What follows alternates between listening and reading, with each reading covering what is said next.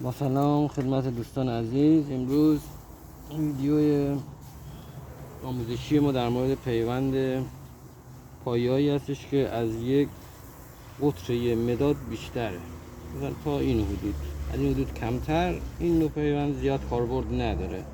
بعد از پیوند پوستی و وصله‌ای و اینجور چیزا استفاده کنیم. ببینید یه پیوندک میگیریم، قطرش به اندازه پایه باشه حدوداً، حالا یه خورده بیشتر کمتر زیاد چیز نه، تقریبا هم قطر باشن. بعد اینو میگیریم از وسط 2.5 میاریم پایین، از وسط مرکزش.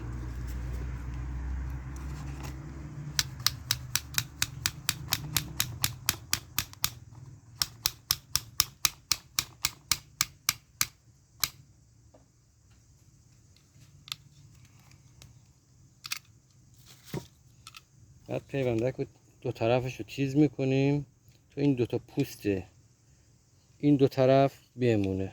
ببین به این صورت.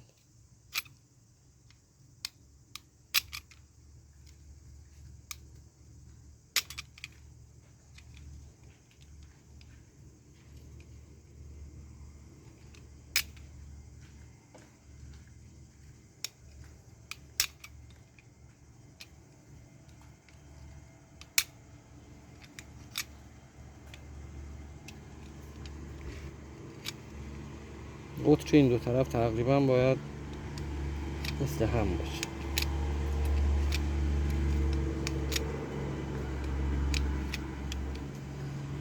از کاتر یا چاقو پیوندزنی خیلی چیز استفاده میشه که این پوسته نده. این پوسته ها باعث میشه که این پیوند خوب نگیره.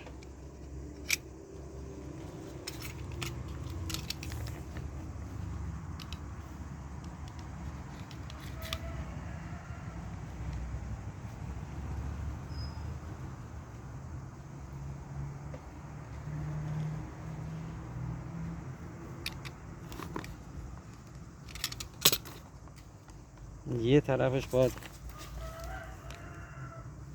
چسبیده به این پوسته باشه، مماس هم باشن که این چسبندگی و گرفتگی ایجاد بشه.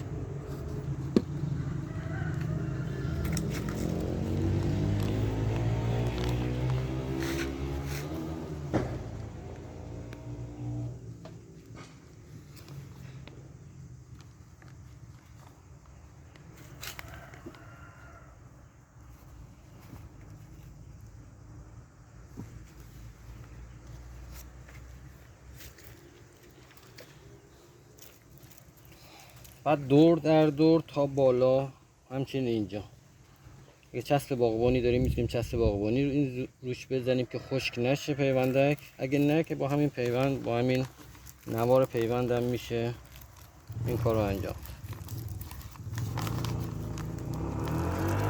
کشیدگی این نوار باید به طریقی باشه که نه زیاد محکم باشه که پوست رو جمع کنه، نه به صورتی باشه که شل که اون جوشی که باید پیوندک با پایه بگیره رو نداشته باشه.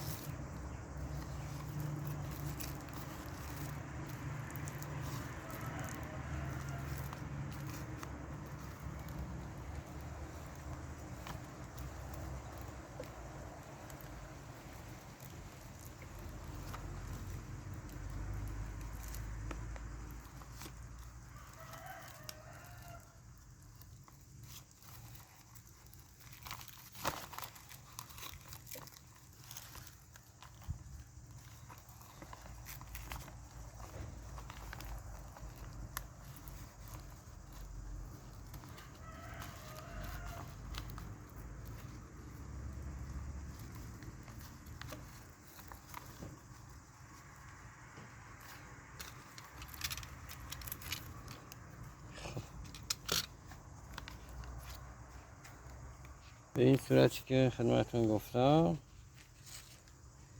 این تا 20 روز 25 روز جوونه میزنه. تر و تازه بودن این پوست پیوندک نشونه اینه که کارمون خوب انجام شد. بعد کم کم جوونه میزنه. یه چند نمونه اینجا من زدم. بعد از 20 روز شروع به جوونه زنی کردم. این گلابیه و اینم گوجه سبز.